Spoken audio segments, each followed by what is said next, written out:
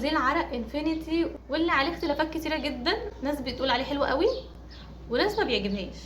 فانا هقول لكم ايه السبب اللي بيخلي ناس تقول عليه حلو قوي، وايه السبب برضو اللي بيخلي ناس تقول لك الله ده مفيش احلى منه. لو اول مره تيجي ما تنسيش تشتركي في القناه وتفعلي الجرس واعملي لايك للفيديو ده، ويلا بينا نبدا. هنا متفقين ان اي حاجه بنستخدمها للجسم، للشعر، للبشره، اي حاجه بتستخدميها سكين كير او كده، لازم نكون عارفين ان في ناس بتحس ان الحاجه دي حلوه قوي، وناس بتبقى شايفه انه لا الحاجه دي ما كانتش مناسبه معايا. انا هقولك على العيوب والمميزات بعد ما انا استخدمتهم فتره، وعلى اساسه هتحددي مناسب ليكي ولا لا.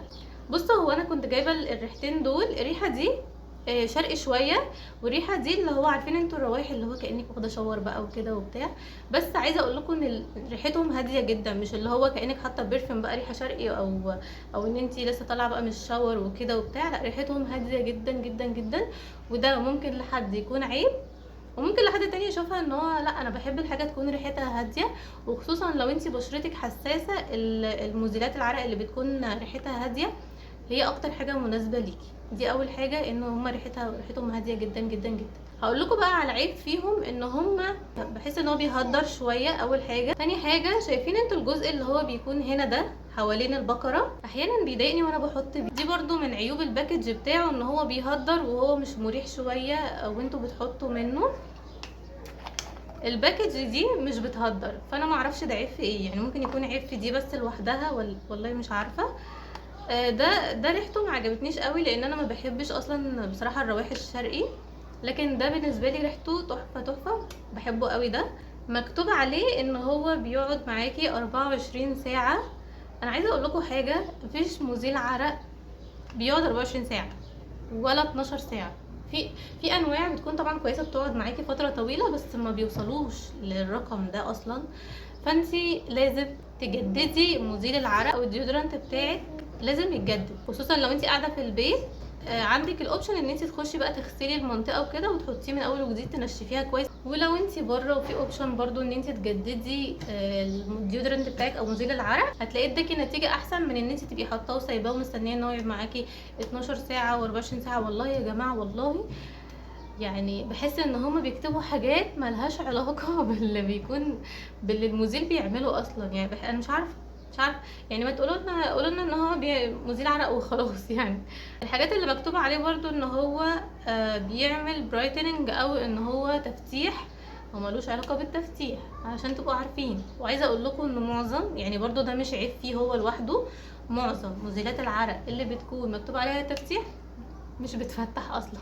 فهو يعني انا ما شفتش منه نتيجه، انا بستخدمه بقالي فتره اكتر من شهر مثلا، لا ما شفتش منه نتيجه بالنسبه للتفتيح.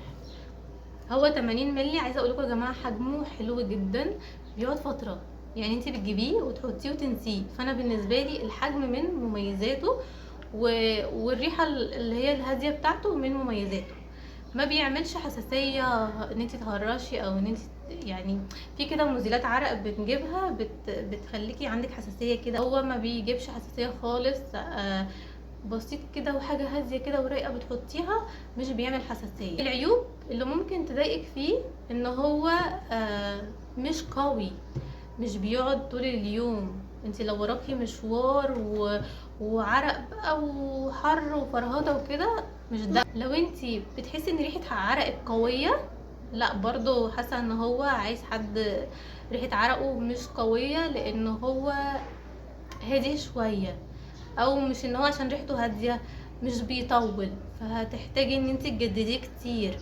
فمناسب ليكي لو انت بتقعدي في البيت معظم الوقت، لو انت ريحه عرقك مش قويه، فمش محتاجه حاجه اللي هو تغطي قوي، رايحه مشوار بسرعه وراجعه. في الشتاء طبعا هيكون حلو قوي قوي في الشتاء، خصوصا ان زي ما كنت بقول لكم ان هو مش بيعمل حساسيه. في حاجه برضو مهمه قوي عايزاكم تعرفوها، انه في مزيلات عرق بتكون مضاده للتعرق. في ناس ما بتبقاش فاهمه الفرق ما بين مزيل العرق اللي هو العادي والمضاد للتعرق. ده عادي، مش يعني بيخليكي تعرقي عادي، ولكن من غير ريحه وحشه. عشان نكون محددين، هو مش دوره ان هو يمنع العرق، هو بس بيخليكي تعرقي كده زي ما بقول لكم، ولكن يعني بيخلي الريحه لطيفه. التعرق هو اللي بيخليكي ما تطلعيش اصلا عرق. فلو انت عايزه مزيل يكون ما بيطلعش عرق فاقري يعني هيكون مكتوب عليه، لان ده مش مكتوب عليه وهو ما بيعملش كده، حتى لو هم كتبوا عليه هو ما بيعملش كده. عايزه اقول لكم ان انتوا تكونوا برضو المزيلات اللي هي بتكون مضاده للتعرق دي تخلي بالكم انها ما تبقاش حاجه روتينيه بالنسبه لكم قوي، لان طبعا ان احنا بنسد المسام بحاجه، وخصوصا المنطقه دي منطقه حساسه جدا بتعمل مشاكل في الجسم، خلي بالكم. فلو مضاد للتعرق فانا شايفه ان هو تستخدميه في مناسبه عندك، مشوار، حاجه كده مهمه، لكن مش ده ما يبقاش هو الاساسي بتاعي. اخر حاجه هكلمكم عنه هو سعره يا جماعه، سعره حلو جدا ورخيص جدا، وهو طبعا مصري، يعني حاجات انفينيتي كلها مصري. سعره هتلاقوه مش اكتر من 100 جنيه بالنسبه للواحده، وبالنسبه للاتنين بيكون معمول عليهم عرض، فهتلاقوهم الاتنين مع بعض اقل من 200 جنيه.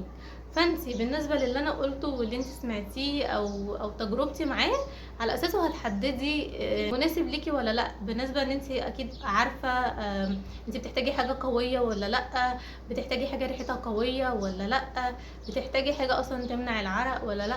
انا بالنسبه لي تجربتي معاه كانت حلوه، لان انا الحمد لله يا رب دمها نعمه ما بحتاجش اللي هو حاجه لريحه العرق القويه، وفي نفس الوقت برضو نزولاتي مش كتيره، فانا بالنسبه لي حلو جدا، خصوصا ان هو سعره رخيص. لكن لو هشتري برضو هحب ان انا اجرب حاجه تانية. انا بحب اجرب، يعني ما بحبش اجيب نفس الحاجه، خصوصا ان هي مش الواو، يعني مش اللي هو ما فيش احلى منه. وبس كده يا بنات، ده كان فيديو النهارده. انا عارفه ان هو فيديو سريع كده وصغير، بس انا حبيت ان انا اتكلم معاكم، خصوصا ان انا جربته يعني فتره طويله، فحبيت ان انا انقل لكم التجربه دي. متنسيش لو الفيديو عجبك تعملي لي لايك، تشتركي في القناه، وتسيبي لي كومنت امور زيك وحلو زيك. اشوفكم في الفيديو الجاي على خير. باي.